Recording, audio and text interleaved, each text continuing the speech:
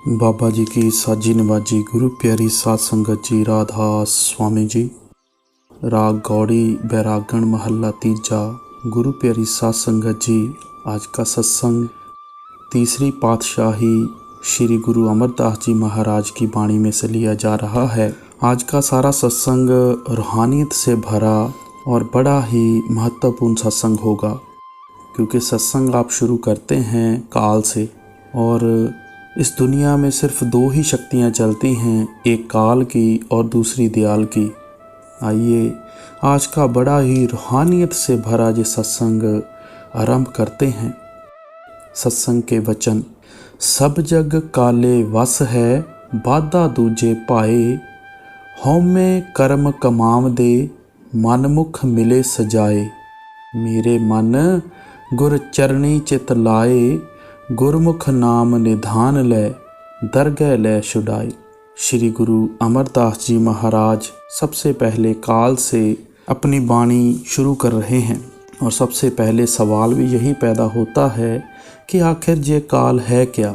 आत्मा परमात्मा की अंश है और इसके अंदर अपने मूल के प्रति कुदरती कशिश है, पर इस मृत्यु लोक में कुछ ऐसी शक्तियां भी हैं जो जीव आत्मा को रचना के प्रेम में फंसाकर परमात्मा से मिलाप के रास्ते में रुकावट पैदा करती हैं। इन शक्तियों को काल, मन और माया का नाम दिया गया है, और इस मृत्यु लोक को काल, मन और माया का देश कहा जाता है। संसार परमात्मा का खेल है और काल इस खेल को जारी रखने का मुख्य साधन है। परमार्थ का ये गहरा रहस्य केवल पूर्ण संतों ने ही खोला है कि काल द्वैत, विरोध और विनाश की वह शक्ति है जो परमात्मा की मौज से संसार में कार्य कर रही है। संत महात्मा हमें समझाते हैं कि जय रचना भी दयाल की बनाई हुई है, काल भी दयाल का बनाया हुआ है, और जिन नियमों के अनुसार जय रचना चल रही है वह नियम भी दयाल के ही बनाए हुए हैं। कबीर साहब फरमाते हैं, काल अकाल खसम का कीना, इन पर पंच बधाबन। गुरु अर्जन देव जी की वाणी है, खंड पताल दीप सब लोआ, सब काले वस आप प्रभ किया।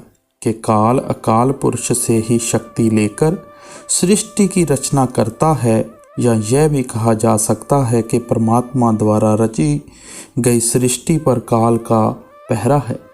स्वामी जी महाराज त्रिलोकी को चौपड़ के खेल के समान बताते हुए कहते हैं, माया काल बिछाया जाल, अपने स्वस्थ करें बेहाल, कोई गोट न जावे घर को, यूं ही है खेल खिलावे सबको।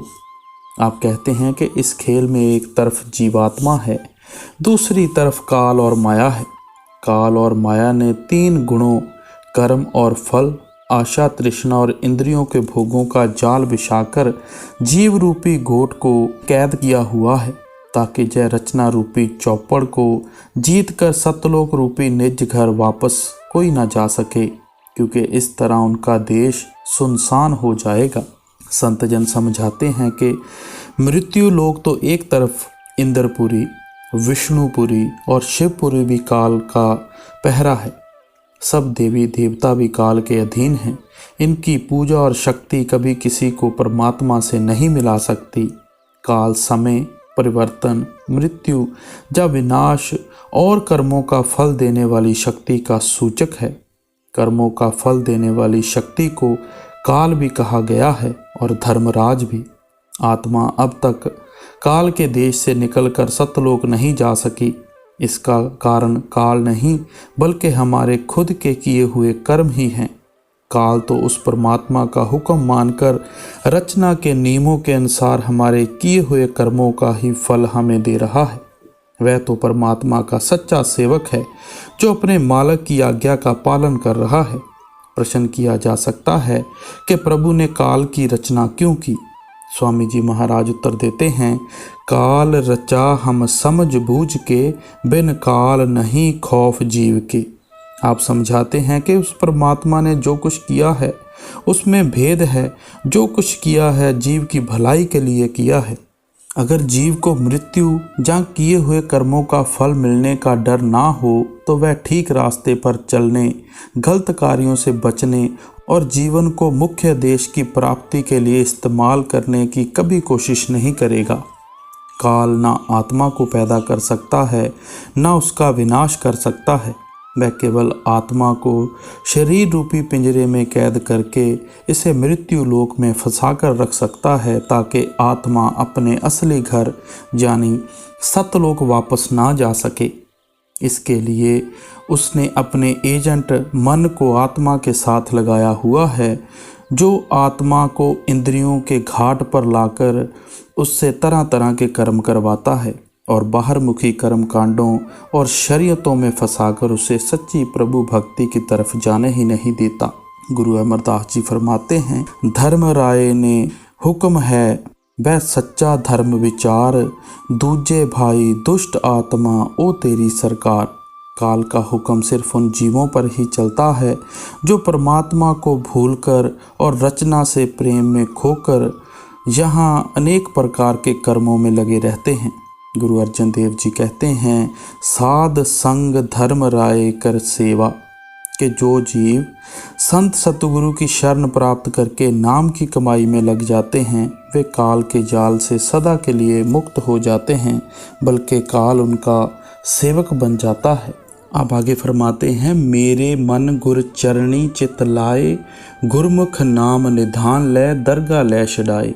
अब सवाल पैदा होता है कि ठीक है, काल की बात समझ में आती है, पर इससे पीछा कैसे छुड़ाया जाए। तो अब गुरु साहब फरमाते हैं, गुरमुख नाम निधान ले दरगाह ले छड़ाए, कि सबसे पहले उस परमात्मा की तरफ अपना ध्यान लगाओ। अब सवाल पैदा हुआ, जी परमात्मा क्या है? तो आप फरमाते हैं, संतों महात्माओं ने अंतर में उस परमात्मा के दर्शन करके उसके अनेक गुणों का वर्णन किया है। महात्मा उसको अलख, अगम, अनंत, अकय और अथाह कहकर उसका गुणगान करते हैं। इसका अर्थ है कि मन, बुद्धि और भाषा के स्तर पर उस परम तत्व का वर्णन कर पाना असंभव है। केवल आत्मा द्वारा उसका अनुभव किया जा सकता है। वह इंद्रियों के स्तर पर अकथ या लाबयान है। वह परमात्मा एक है। एक से भाव गिनती से नहीं, उस पूर्ण अद्वैत से है।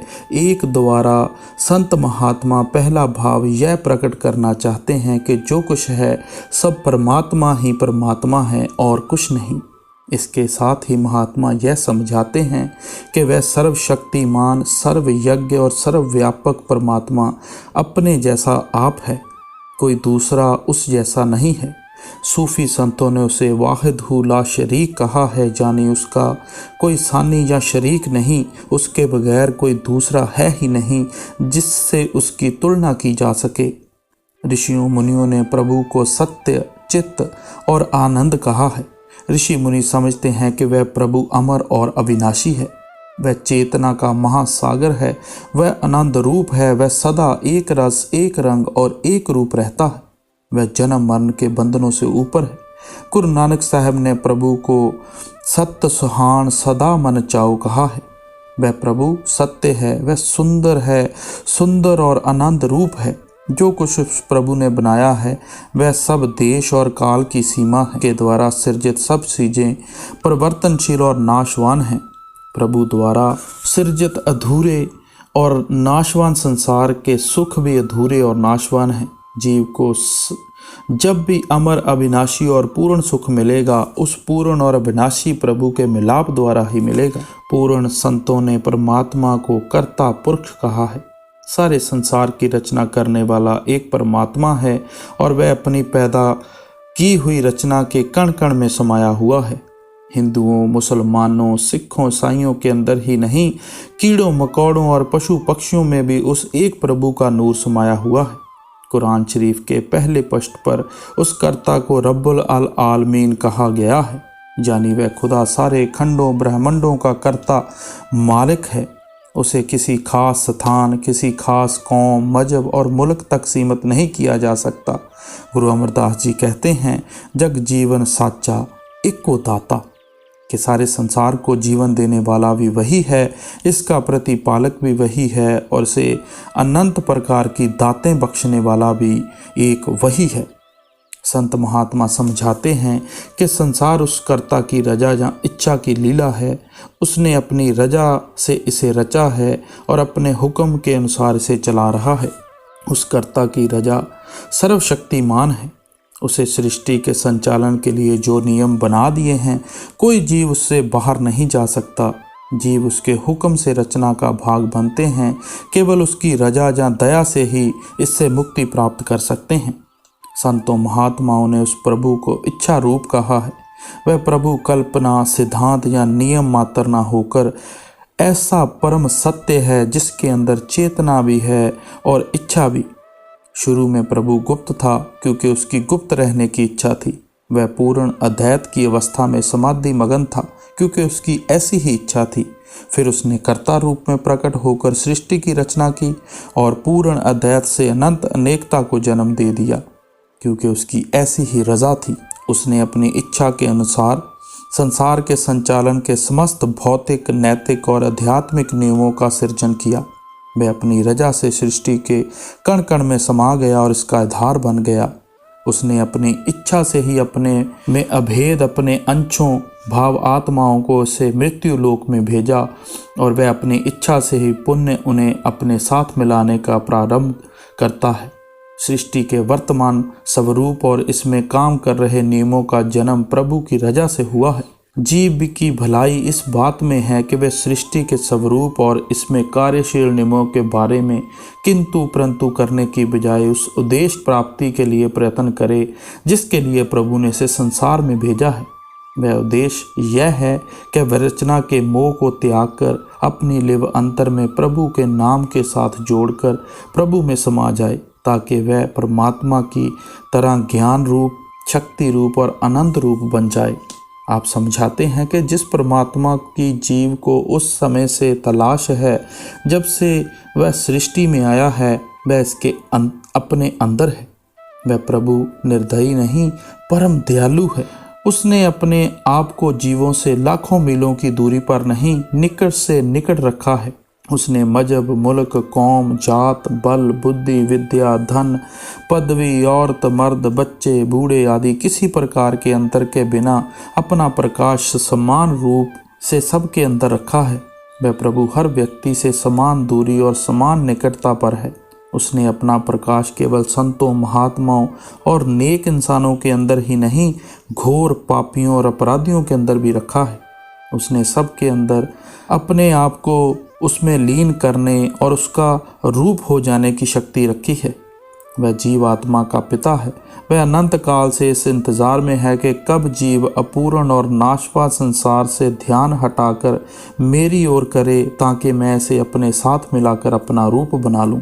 अंतर में विराजमान उस प्रभु के मिलाप का साधन ही हर जीव के अंदर ही है। वह साधन उसका सच्चा शब्द या नाम है। हर जीव किसी पूर्ण महात्मा की समझाई हुई युक्ति के अनुसार अपनी सुरत को अंदर शब्द या नाम से जोड़कर सहज ही परमात्मा से मिलाप कर सकता है। परमात्मा से मिलाप करने के लिए किसी बाहरमुखी कर्मकांड, हठ कर्म आदि की जरूरत नहीं। ध्यान को अंतर्मुख करके शब्द या नाम के साथ जोड़ने की जरूरत। संत सतगुरु की सहायता और नाम की गवाही द्वारा अंतर में प्रभु प्रेम को पुण्य जागृत और प्रफुल्लित करने से आत्मा के अंदर प्रभु की तरफ जबरदस्त आकर्षण पैदा हो जाता है और वह सहज रूप से प्रभु से मिलाप के काबिल बन जाती है। संसार के अनेक लोग प्रश्न करते हैं कि हमें प्रभु से मिलने की क्या आवश्यकता है, तो गुरु अमरदास जी की वाणी है, ऐ मन मेरिया तू सदा रहो हर नाले रह तू मन मेरे दुख सब विसारना। अंगीकार ओ करे तेरा कारज सब सवारना। सबना गल्लां समरथ स्वामी सो क्यों मनो विसारे। कहो नानक मन मेरे सदा रहो हर नाले।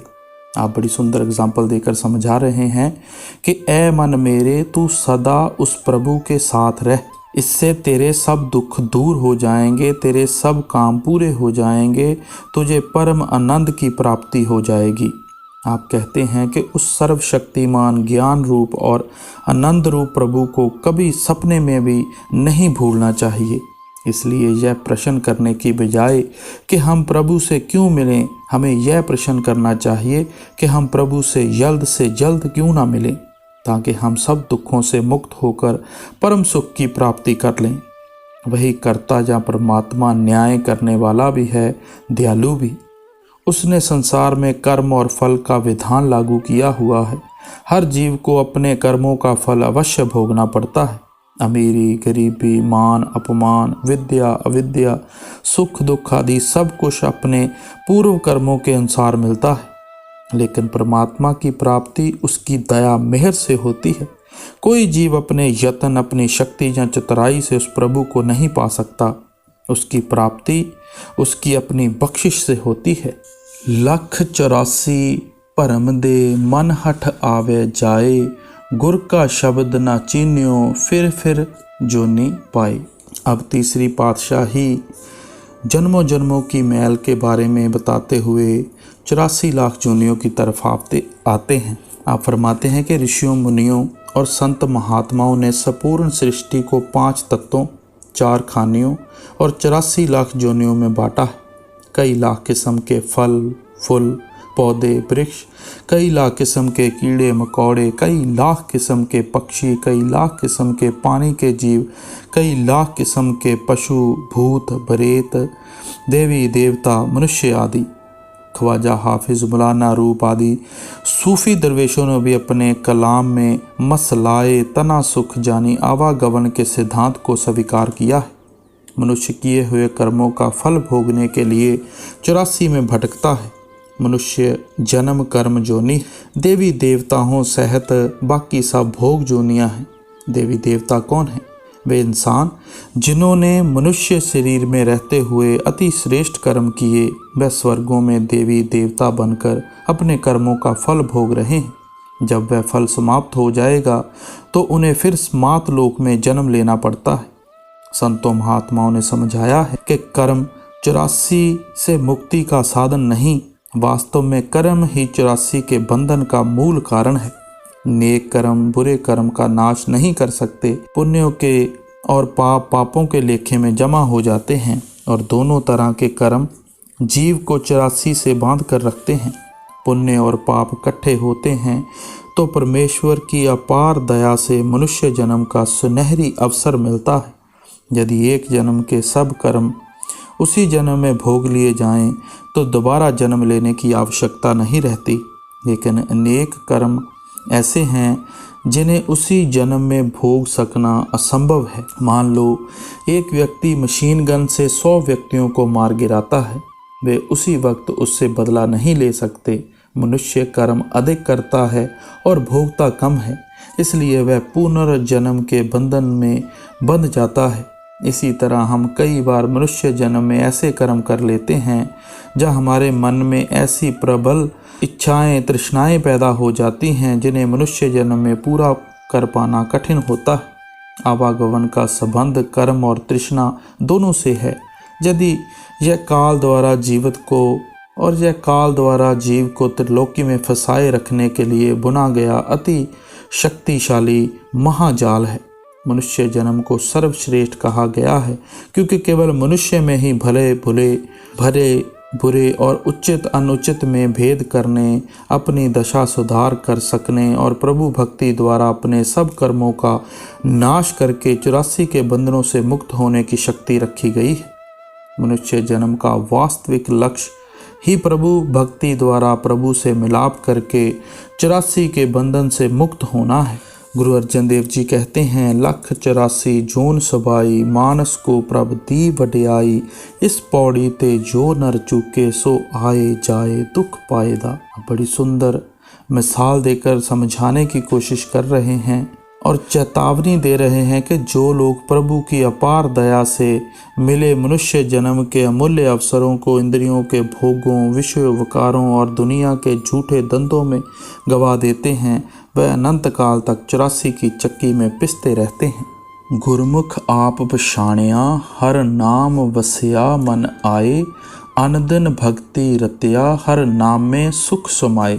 अब गुरु साहब 84 लाख जून के बारे में बताने के बाद भक्ति की तरफ आते हैं कि हमें भक्ति किसकी करनी है और कैसे करनी है।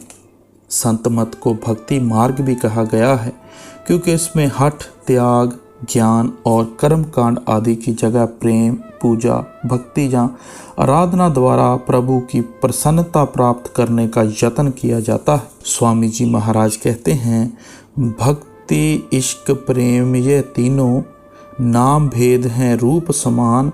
भक्ति भाव यह गुरु मत जानो और मते सब मन मत ठान। आप समझाते हैं कि भक्ति, प्रेम और इश्क कहने में अलग अलग हैं लेकिन इनका वास्तविक स्वरूप एक ही है। भक्त ही सच्चा गुरमत है और भक्त ही सच्चा संत मत है।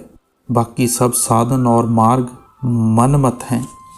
संतों महात्माओं ने समझाया है कि उस परमात्मा ने स्वयं यह नियम बनाया है कि वह जब भी मिलता है प्रेम या भक्ति द्वारा मिलता है। हम सब कहते हैं कि परमात्मा सर्वशक्तिमान और सर्वज्ञाता है। संत महात्मा समझते हैं कि हम परमात्मा को शक्ति और ज्ञान द्वारा नहीं, नम्रता, श्रद्धा और प्रेम भक्ति द्वारा ही रिझा सकते हैं। बच्चा निर्बल होता है लेकिन प्रेम से माता पिता को वश में कर लेता है। स्त्री निर्बल और आश्रित होती है लेकिन वह प्रेम, भक्ति और समर्पण से पति को प्रसन्न कर लेती है। भक्त को अपनी बल बुद्धि या चतुराई पर नहीं, भगवान की दया, करुणा और क्षमा पर भरोसा होता है। भक्त अपने गुणों का मान नहीं करता, वह तो प्रीतम के आगे पुकार करता है कि तू अपनी दया मेहर से मुझ निर्गुण और निर्बल को गले लगा ले। भक्त कहता है कि हे भगवान, मैं पापों के पर्वत के नीचे कुचला हुआ हूँ लेकिन मेरे करोड़ों पाप तेरी दया के अथाह समुद्र के आगे कुछ अर्थ नहीं रखते। भक्त अपने आप को पूरी तरह भगवान के आगे समर्पित कर देता है।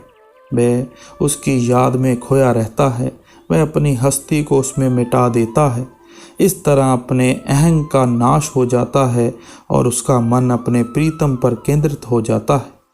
भक्ति हौमे को काटती है और जीव में नम्रता पैदा करती है। भक्ति प्रभु की इच्छा, रजा जब भाने का प्रेम पैदा करती है और अंत भक्त को उसमें लीन करके उसका रूप बना देती है। मोहना नारी नारी के रूपा, पनगर यह रीत अनूपा, माया भक्त सुनो तुम देव, नारी वर्ग जानिए सब कोय। आपने एक सुंदर उदाहरण द्वारा समझाया है कि स्त्री को नहीं लुभा सकती। माया भी स्त्री है और भक्ति भी स्त्री है। माया ज्ञान पर तीर चला सकती है, हठ पर तीर चला सकती है, परंतु भक्ति के सामने माया बिल्कुल निर्बल और बेबस है। मन माया के जिन विकारों से छुटकारा पाने के लिए ज्ञानी, तपस्वी, हठी और त्यागी सैकड़ों साल अनंत प्रकार की कठोर साधनाएं करते हैं, उन सब का फल भक्त को सहज रूप में ही प्राप्त हो जाता है। यही कारण है कि संतों महात्माओं ने भक्ति मार्ग को सब परमार्थी गुणों की खान और सब साधनों से सरल, सुगम और सहज साधन माना है। भक्ति में रस और आनंद है। भक्त जो कुछ करता है प्रेम, प्रसन्नता और हर्ष उल्लास से करता है। भक्त में प्रेम, लगन, उत्साह और तड़प होती है जो किसी भी कार्य में सफलता के लिए आवश्यक है। संत मत में भक्ति वहीन व्यक्ति को पशु से भी निकृष्ट माना गया है। संत महात्मा कहते हैं कि जिसके हृदय में भक्ति भाव नहीं है वह चलती फिरती लाश के समान है। भक्ति या प्रेम के संबंध में स्वामी जी महाराज कहते हैं, प्रेम रूप आत्म परमात्म, भक्ति रूप सतनाम बखान। भक्ति और भगवंत एक हैं, प्रेम रूप तू सतगुरु ज्ञान। आप समझा रहे हैं कि आत्मा, परमात्मा, सतगुरु और नाम चारों ही प्रेम रूप हैं। सतगुरु निराकार के प्रेम का साकार रूप है। नाम कर्ता प्रभु का क्रियात्मक रूप है। आत्मा प्रभु रूपी प्रेम के सागर की बूंद है। सतगुरु भक्ति द्वारा नाम भक्ति पैदा होती है और नाम भक्ति प्रभु भक्ति में बदल जाती है। स्वामी जी महाराज कहते हैं, प्रथम सीढ़ी भक्त गुरु की, दूसर सीढ़ी सुरत नाम की, जब लग गुरु भक्ति नहीं पूरी, मन मनसा यह होए न चूरी। आप समझा रहे हैं कि गुरु भक्ति नाम भक्ति की नींव है और यही आत्मा को जगत काल से छुड़ाने वाला असल साधन है। गुरु भक्ति से आपका भाव सतगुरु के दिए हुए नाम का सिमरन और सतगुरु के स्वरूप का ध्यान है, जिससे आत्मा अंतर में परमात्मा के नाम से जुड़ती है। पलटू साहब कहते हैं, संत रूप अवतार आप हर धार के आए, भक्त करे उपदेश जगत को राह चलाए। वह प्रभु अपनी भक्ति का सच्चा मार्ग दिखलाने के लिए स्वयं सतगुरु के रूप में प्रकट होता है। गुरु रामदास जी कहते हैं, हर की सेवा सतगुरु पूजो, हर कृपा आप तरावे।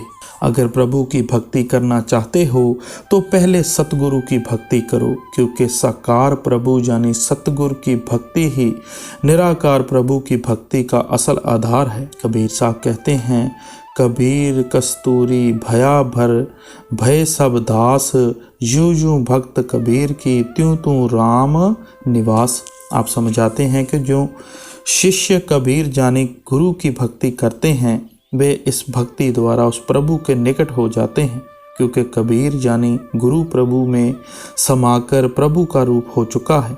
यही कारण है कि संत मत में गुरु भक्ति और प्रभु भक्ति को समान स्थान दिया गया है और दोनों की पूर्णता नाम भक्ति में मानी गई है। संत मत का असल उद्देश्य ही प्रेम, विरह और चाव के साथ सतगुरु भक्ति और नाम भक्ति द्वारा प्रभु भक्ति के शिखर पर पहुंचना है। यही कारण है कि संतों महात्माओं ने भक्ति को सब साधनों की ज्ञान और सब साधनों का सरताज माना है। जब भक्त अपने आप को पूरी तरह भगवान के सुपुर्द कर देता है तो उसके लोक और परलोक, दीन और दुनिया दोनों का वह भगवान खुद ख्याल रखता है। अपनी आखिरी कड़ी में गुरु अमरदास जी फरमाते हैं, मन शब्द मरे प्रतीत होए, हौमे तजे विकार, जन नानक कर्मी पायन, हर नामा भगत भंडार। आप फरमाते हैं कि जो लोग शब्द में मर जाते हैं, शब्द में लीन हो जाते हैं, उनकी हौमे और तृष्णाएं मर जाती हैं और उनकी अवस्था ऐसी हो जाती है कि वो उस अवस्था में सत्य के साक्षात ज्ञान और प्रकाश के कारण सभी संजय और भ्रम दूर हो जाते हैं, द्वैत मिट जाती है और जीव समदर्शी हो जाता है। वह अमर आनंद की ऐसी निश्चल अवस्था प्राप्त कर लेता है जो सुख दुख से ऊपर है। पूर्ण ज्ञान और पूर्ण आनंद की यह अवस्था किसी विरले गुरमुख को ही प्राप्त होती है। सहज व अद्भुत आध्यात्मिक अवस्था है जिसे शब्दों में बयान कर सकना असंभव है। आप इशारा कर रहे हैं कि सहज अवस्था को शब्दों में बयान कर सकना संभव है। जे 5 तत्वों, 3 गुणों, उत्पत्ति और प्रलय, जीवन और मृत्यु, सुख और दुख आदि से परे और ऊपर है। आप कहते हैं, अगम अकोचर रहे निरंतर, गुर कृपा ते लइए।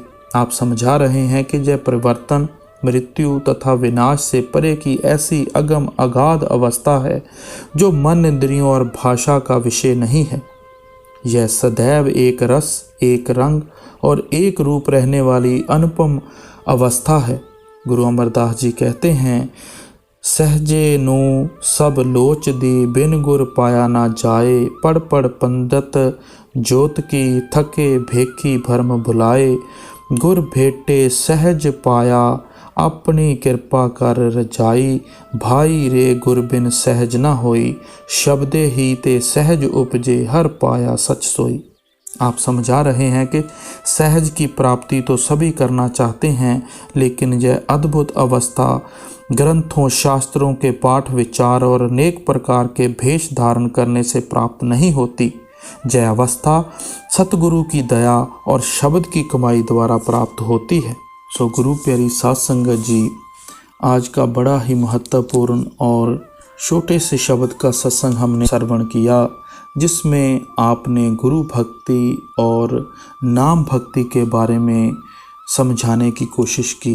सो हमें भी चाहिए कि हम अपने दिन में से 24 घंटों में से करीब 10% या 15% हिस्सा जो है वो अपनी नाम भक्ति और अपने आप को दें, ताकि आखिरी वक्त हमें जिस देश में जाना है उस देश के रास्ते का हमें पता हो।